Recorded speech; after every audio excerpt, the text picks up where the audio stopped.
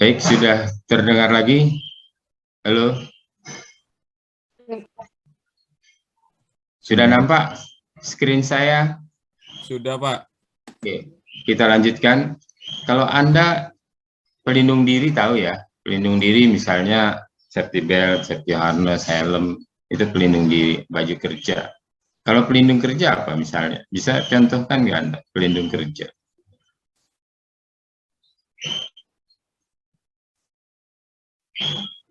Ada yang bisa nyontohkan, nanti kalau UTS saya harus ngasih uji nih. Contohkan alat-alat pelindung diri, udah tahu pasti. Tapi contohkan alat pelindung kerja.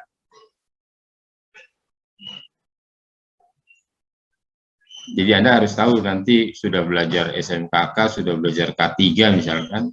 Nanti pada saat ujian sidang atau ujian sertifikasi K3 di akhir perkuliahan, Anda ditanya alat pelindung kerja, nggak ngerti.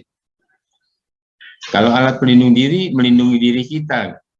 Ya tadi yang saya sebutkan, pelindung diri. Kalau pelindung kerja, bisa nyontohkan dari 20 mahasiswa, tolong salah nggak apa-apa disebutkan. Kan Kalau Anda alat pelindung kerja berarti alat yang melindungi pekerjaan, Pak, seperti jaring pengaman, ya, tali pengamanan, pagar, pembatas area, dan ya, pelindung jatuh. Berarti yang di sekitar lapangan tersebut, Pak. ya. Contoh yang benar, paling jelas sekali adalah misalkan tadi jaring pengaman. Kamu gedung, lihat setiap pekerjaan gedung itu pasti ada jaring pengaman. Jaring pengaman itu untuk apa sebenarnya? Bukan sebagai jaring untuk mencegah agar pekerjanya tidak jatuh, bukan. Jaring pengaman yang bentuknya seperti kelambu gitu ya, warna biru, jaring, itu sebenarnya berfungsi untuk mencegah terjadinya loncatan atau benda-benda jatuh di luar area. Misalnya suatu saat pekerja sedang malu, kemudian palunya lepas, sedangkan daerah tersebut lalu lintasnya cukup tinggi, maka palu yang jatuh itu jika tidak ada jaringnya, dia akan keluar dari lokasi kerja. Kalau nimpa seseorang, mungkin orang sedang jalan yang tidak ada pelindung dirinya, bisa celaka, dan itu harus menjadi tanggung jawab orang di proyek. Atau ada mobil sedang jalan, kena palu, pecah, itu pun harus menjadi tanggung jawab proyek. Oleh karena itu dibuatlah atau dipasanglah jaring pengaman. Fungsinya apa? Supaya ada benda jatuh, mungkin juga ada batu yang jatuh dari atas, karena pembongkaran misalnya, benda-benda yang jatuh itu tidak keluar area, masih di dalam area. Itu pelindung kerja. Agar pelindung juga bisa, itu Anda bisa contohkan. Jadi alat-alat pelindung kerja masih banyak lagi lah. Anda pelindung kerja yang bisa Anda lihat dan rasakan pada saat Anda bekerja. Kemudian yang kedua, pengelolaan lingkungan kerja. Nah ini dia, salah satu penyebab kecelakaan kerja adalah karena lingkungan kerja. Misalkan Anda bekerja di atas ketinggian, lingkungan kerjanya basah, becek, banyak air. Apa yang akan terjadi? Mungkin bisa terjatuh, bisa terpleset, bisa juga kalau ada listriknya akan ada aliran yang mengalir. Nah ini makanya harus dikelola. Jika lingkungan kerja tersebut basah, bagaimana supaya kering, tetap kering. Itu harus diperhatikan, harus dikelola dengan baik. Lingkungan kerja yang berdebu, gimana caranya untuk mengelola agar lingkungan kerjanya nggak berdebu? Karena apa?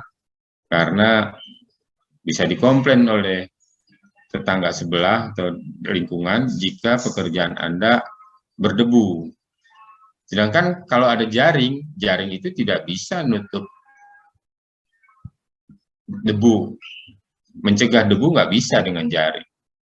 Lalu misalnya lingkungan kerja berdebu, apa tindakannya oleh Anda untuk mencegah agar debunya tidak keluar dari lokasi kerja? Mungkin ada yang bisa contohkan, misalkan daerahnya berdebu, ada pembongkaran, ada pemotongan keramik yang begitu sering sehingga debunya pekat, sehingga di lokasi tersebut berbahaya bagi kesehatan maupun bagi lingkungan di sekitarnya. Gimana caranya menghindari lingkungan kerja yang berdebu tinggi misalnya? Anda lihat cerobong-cerobong di pabrik semen atau di pabrik-pabrik yang mengeluarkan debu. Di sana ada alat untuk penangkap debunya. Penangkap debu gimana? Ada berupa kipas yang disemprotkan, tapi kipas itu ada airan airnya, ada semprotan air, sehingga debunya akan terikat di udara dengan air tersebut dan jatuh, tidak terbang lebih jauh. Ada juga dengan modelnya dihisap, tapi dihisap ini biasanya untuk daerah yang tidak terlalu luas. Mungkin di ruangan atau di gedung yang sedang dibangun ada exhaust atau menghisapnya. Tapi untuk daerah yang seperti pabrik mengeluarkan debu pekat, dia biasanya penangkap debunya dengan penyiraman air menggunakan kipas tapi disiram gitu. Seperti model hujan tapi bukan hujan, tapi air yang dikipaskan di sekitar lokasi sehingga debunya akan terikat dan turun di sekitar. Itu langkah kerja untuk pengelolaan lingkungan yang berdebu. Tadi yang basah sudah saya jelaskan, juga harus dikeringkan karena bahayanya aliran listrik untuk saat bekerja pasti ada di sekitar lokasi. Nah, ini bahaya sekali kalau lingkungannya basah. Kemudian masih banyak lagi pengelolaan lingkungan kerja. Misalnya kebisingan juga harus. Gimana caranya menghilangkan kebisingan? Untuk Anda misalnya nih TKG, membangun bangunan bertingkat, sementara di sebelahnya gedung rumah sakit misalnya, atau di sebelahnya gedung sekolah pendidikan yang mereka jelas-jelas tidak mau terganggu karena kebisingan. Nah, Anda harus mengelola nih. Jadi poin D ini bisa jadi satu studi kasus yang Anda nanti tampilkan setelah Lebaran misalnya. Ada juga pengelolaan lingkungan kerja yang bising. Jadi keselamatan konstruksi itu tidak hanya konstruksi yang terjadi kegagalan, tapi juga pengelolaan lingkungan kerja juga menjadi salah satu bagian dari yang ada di SMKK. Untuk daerah yang bising, lalu di sebelahnya tadi saya bilang rumah sakit, studi kasusnya, sebelahnya atau sekolahan, sebelahnya gedung apartemen mungkin yang perlu ketenangan, sementara bangunan yang Anda bangun mempunyai kebisingan di atas 60 desibel sehingga mengganggu kerja. Nah, ini terjadi nih di lapangan. Anda seorang lulusan sipil yang sudah belajar tentang SMKK, pengelolaan lingkungan kerja yang bising ini gimana caranya? Mungkin ada yang bisa kasih contoh untuk pengelolaan kebisingan di lingkungan kerja. Dengan apa coba? Kalau di bagian bawah, orang masih bisa dengan pagar pengaman. Tapi walaupun pagar itu nggak bisa mengurangi kebisingan banyak ya.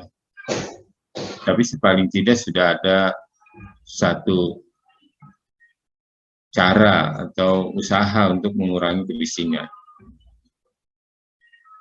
Di jalan tol juga saya contohkan. Anda tahu kenapa di jalan tol dipasang atau ditanami pohon-pohon yang tinggi, artinya bertajuk tinggi nantinya. Penanaman pohon-pohon di sekitar jalan tol, di pinggir-pinggir jalan tol, itu bukan hanya untuk penghijauan, tapi dilakukan untuk mengurangi kebisingan.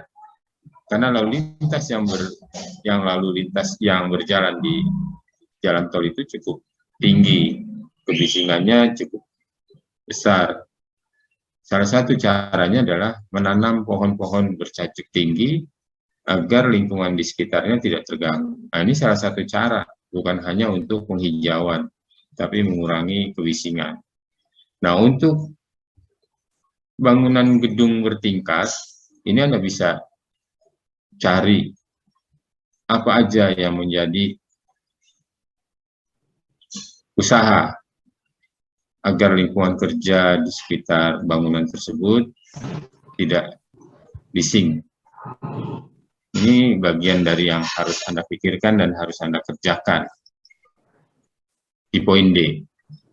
Tidak harus dijawab sekarang, bisa nanti dijawab pada saat Anda presentasi juga bisa. Jadi beberapa cara pengelolaan lingkungan kerja yang bising, itu caranya seperti apa. Itu menjadi bagian dari tugas Anda nanti di lapangan.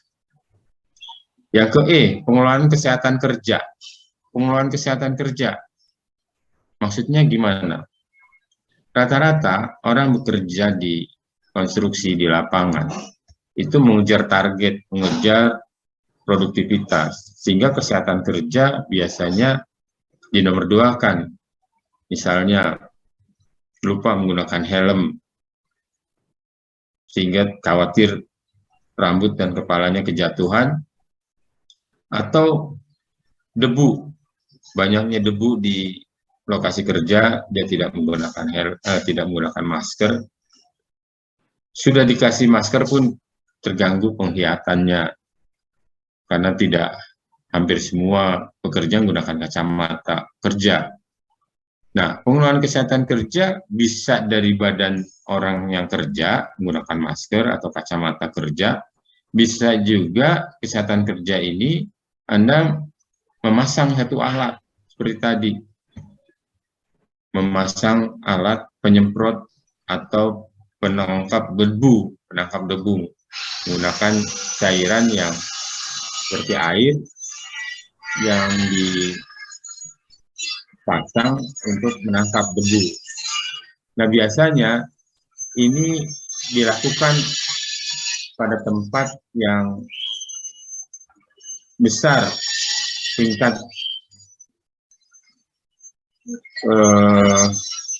tingkat kepekatan debu yang berada di lapangan, sehingga harus benar-benar diperhatikan.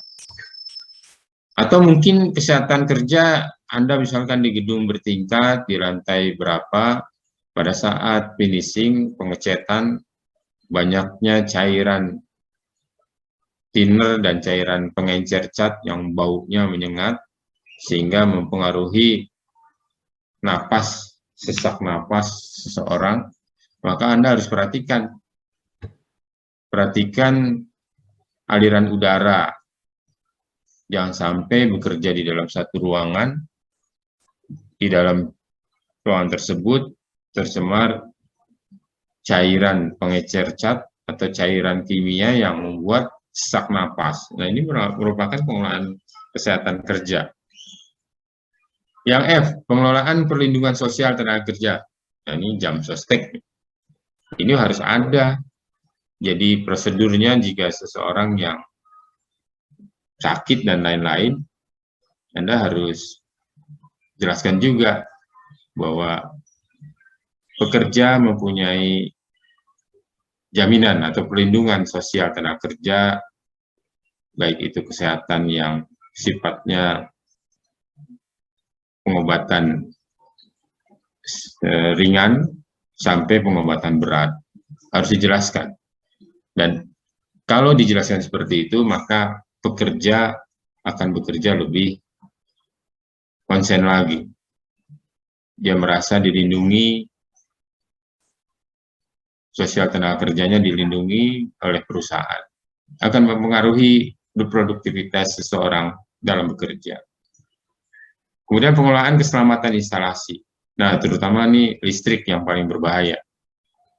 Di lapangan, ini listrik sering sekali menjadi faktor penyebab terjadinya kecelakaan kerja. Sepele masalahnya, sambungan kabel yang dicolok pada kombinasi itu banyak yang terkupas, mungkin tidak menggunakan isolasi sehingga aliran listrik bisa menyebar ke beberapa material yang bisa mengalir karena konduktor. Nah, ini yang sering terjadi. Oleh karena itu, pada saat kita menggunakan listrik, mungkin juga ada gas, asetilin, dan lain-lain, itu menjadi prioritas dalam mengelolanya. Terutama yang paling penting di lapangan itu adalah listrik dan gas. Biasanya banyak juga yang menggunakan tabung gas untuk pengelasan dan lain-lain. Dan listrik, api dari pengelasan, itu pun penyebab dari bahayanya lokasi kerja. Salah satu adanya bahan-bahan kimia yang mudah terbakar, salah satu ada pekerjaan yang mengeluarkan api, misalkan las. Nah, ini yang sering menjadi penyebab. Anda harus perhatikan, pengelasan menyebabkan keluarnya api, sementara pengecatan banyak menggunakan zat kimia yang mudah terbakar. Nah, sebagai seorang pengawas nanti di lapangan, Anda harus perhatikan tentang keselamatan instalasi. Yang kedua, pemeliharaan sarana, prasarana, dan peralatan. Sarana, prasarana, Anda bisa memastikan kalau yang disebut sarana apa, prasarana apa, dan peralatannya. Orang kita paling bisa dibeli peralatan canggih, tapi nggak bisa merawatnya. Sehingga dipakai baru sebentar sudah rusak. Karena nggak ada perawatan, nggak ada pemeliharaan. Termasuk sarana dan prasarana yang ada di lapangan. Saluran air biasanya dibuat, tapi tidak dipelihara. Artinya apa? Secara periodik, saluran air itu harus dibersihkan kalau ada lumpur yang mengendap. Kalau tidak dipelihara, maka saluran air tersebut akan penuh dengan lumpur. Dampaknya adalah aliran air tidak bisa berjalan dengan baik. Ini yang sering terjadi di lapangan, terutama dalam pemeliharaan di MCK. Waduh, di Indonesia ini paling parah kalau di lapangan, di proyek terutama. Itu MCK-nya benar-benar menjadi tempat yang kumuh. Padahal setiap saat kita akan ke sana, bolak-balik sehari berapa kali bisa ke MCK. Tapi pemeliharaannya biasanya sangat minim. Nah, ternyata pemeliharaan itu bukan harus dibersihkan, bukan hanya dibersihkan, tapi aliran air yang menuju MCK itu harus tersuplai. Kadang-kadang bersih tapi tidak ada air. Ini yang membuat aroma di MCK itu benar-benar mengganggu orang yang lewat, bahkan orang yang menggunakan. Nah, di sini sebagai seorang pengawas juga harus memperhatikan nih masalah sarana, prasarana, dan peralatan di proyek, termasuk MCK. Di sini menjadi sarana dan prasarana nih, alir saluran airnya, MCK-nya, ini juga harus dipelihara dengan baik. Yang ini ada pengamanan lingkungan kerja. Beda dengan pengelolaan lingkungan kerja di sini. Pengelolaan lingkungan kerja di sini dari bahaya akibat kondisi air, kondisi basah, kondisi gelap, ini pengelolaan lingkungan kerja. Tapi kalau pengamanan lingkungan kerja ini berupa pagar pembatas, pengaman, kemudian adanya satuan pengamanan, satpam yang bekerja 24 jam, ini pengamanan lingkungan kerja. Beda dengan pengelolaan lingkungan kerja. Ini Anda harus perhatikan nih, kalau pengelolaan ini dari bahaya akibat kerja, tapi kalau ini bahaya dari orang yang masuk atau orang yang akan berbuat tidak baik di luar kondisi pekerjaan. Jadi yang pengamanan lingkungan kerja maksudnya itu. Nah, inspeksi yang ke-J, inspeksi keselamatan konstruksi harus diinspeksi. Jadi jangan saya sudah bikin perencanaan, saya sudah bikin pengendalian, tapi nggak pernah diinspeksi. Kekurangannya di mana, ada masalahnya di mana, tidak tahu gitu. Ini harus kita inspeksi. Dari inspeksi ini kita akan dapat data. Inspeksi akan dapat data. Datanya apa aja? Mungkin datanya oke, perencanaan sesuai dengan pelaksanaan, bagus. Tapi kalau perencanaan tidak sesuai dengan pelaksanaan di lapangan tentang keselamatan konstruksi, berarti ini jadi catatan. Nah, ini yang harus diperbaiki untuk periode yang berikutnya. Jadi adanya perbaikan. Setelah adanya inspeksi, dapat data, timbullah perbaikan. Kemudian dari manajemen perubahan. Manajemen perubahan di sini, manajemen pengelolaan. Perubahan itu jangan sampai pengelolaan kita lihat produktivitas yang dari kurva S-nya mungkin produktivitasnya menurun atau produktivitasnya tidak sesuai target, ini harus ada perubahan di mana letak tidak sempurnanya produktivitas yang kita rencanakan dengan pelaksanaan. Harus adanya perubahan. Mungkin ternyata jumlah tenaga kerjanya tidak sesuai atau produktivitas tenaga kerjanya kurang, maka harus diadakan perubahan. Sumber daya yang ada di lapangan, baik dari alat, kemudian tenaga kerja juga bisa lihat dari jumlahnya, atau juga dari kompetensinya. Ini harus ada perbaikan.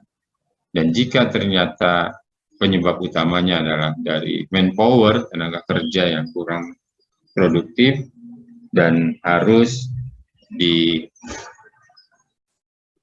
misalkan, atau ditambah, itu harus cepat-cepat adanya manajemen, perubahan manajemen. Jadinya pengelolaannya yang harus diperhatikan. Nah, ini pengendalian rantai pasok, ini juga hubungannya dengan sumber daya. Ini biasanya adalah datangnya barang, jumlah tenaga kerja cukup, kompetensi tenaga kerja cukup, waktunya cukup. Ternyata masalahnya adalah rantai pasok. Jadi masuknya material tidak tepat, keterlambatan, sering terjadi kekosongan material di lapangan, ini ternyata harus dikendalikan. Penyebabnya apa? Mungkin penyebabnya keterlambatan dalam ngorder, bisa. Keterlambatan dalam pengiriman barang, bisa. Ternyata juga bisa dilihat dari keterlambatan pembayaran mungkin. Sehingga orang nggak mau ngirim kalau pembayaran yang sebelumnya belum beres. Nah, ternyata bukan karena di jadwal pengiriman dari suppliernya yang macet, tapi ternyata dari manajemennya tidak membayar tagihan, invoice-nya tidak dibayar sesuai jadwal. Itu bisa aja. Nah, makanya di sini pengendalian. Gimana jangan sampai material yang belum dipakai numpuk, datang lagi. Nah, ini maksud pengendalian gitu. Jadi barang yang belum dipakai datang terus, terjadi sering gitu di lapangan. Sementara barang yang mau kita pakai malah nggak datang-datang. Sehingga numpuk barang yang seharusnya belum datang, dia sudah datang. Yang disebut pengendalian rantai pasok seperti itu. Nah, Anda merasakan nanti di lapangan suatu saat pekerjaan harus buru-buru, materialnya nggak ada. Tapi material datang terus, cuma material yang datang ini belum bisa terpasang karena kerjaannya belum bisa dikerjakan. Nah ini terjadi sering di lapangan. Nah ini sebutnya pengendalian rantai pasok di situ. Jadi barang yang datang itu ternyata belum perlu. Contohnya misalnya material yang datang barang untuk pemasangan plafon misalnya, baik itu angka holo maupun gypsum. Sementara dindingnya belum diplester. Kita butuhnya pasir, semen, dan lain-lain, instalasi listrik, sementara yang datang terus untuk plafon. Jadi kan material untuk plafon tersebut belum bisa dipakai, numpuk di gudang, pembayaran terus, harus dibayar, sementara dinding belum diplester, instalasi belum jalan, belum bisa terpasang. Nah ini yang disebut pengendalian rantai pasok. Anda harus mikir sampai sana. Jadi sumber daya, baik tenaga, alat, material, sampai keuangan, itu harus diperhatikan.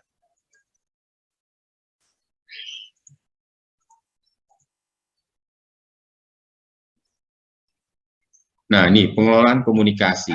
Ternyata bekerja itu yang saya bilang tadi, bukan hanya kemampuan kita bekerja, ternyata komunikasi juga harus lancar. Kenapa harus komunikasi lancar? Karena ujung tombak dari keberhasilan pekerjaan itu di komunikasi.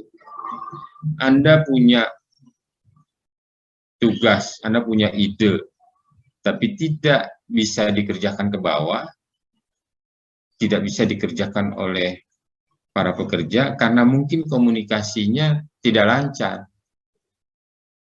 Ada juga karena pekerja itu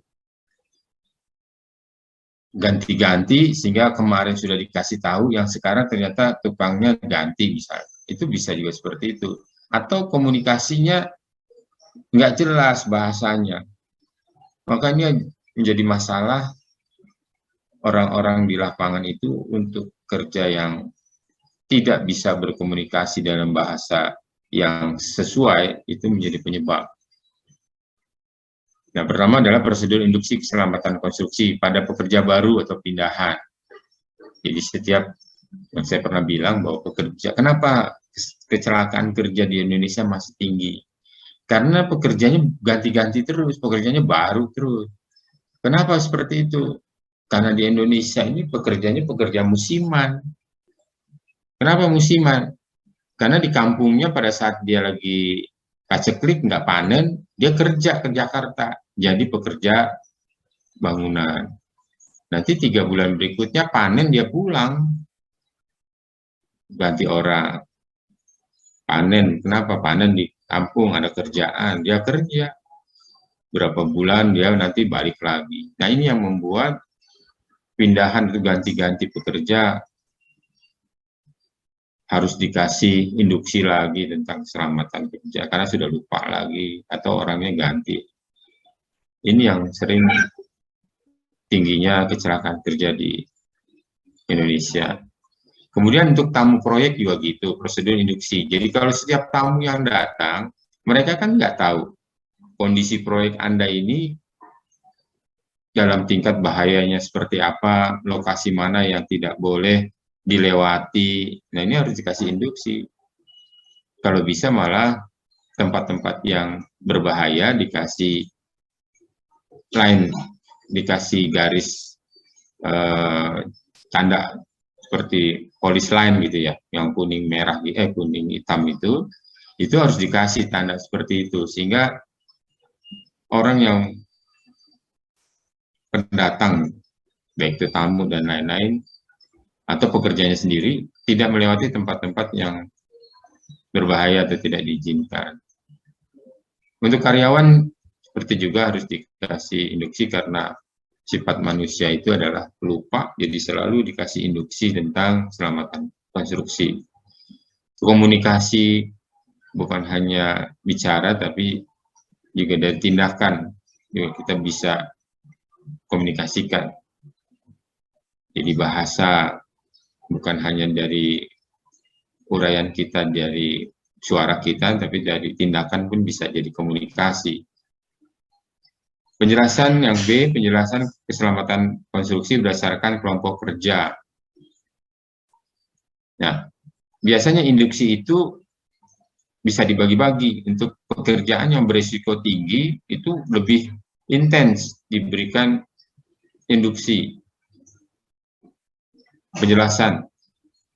Apa itu pekerjaan berisiko tinggi? Misalnya yang bekerja di ketinggian, menggunakan alat bantu, kren, dan lain-lain, itu mempunyai penjelasan khusus dibanding pekerja yang berada di lantai aman.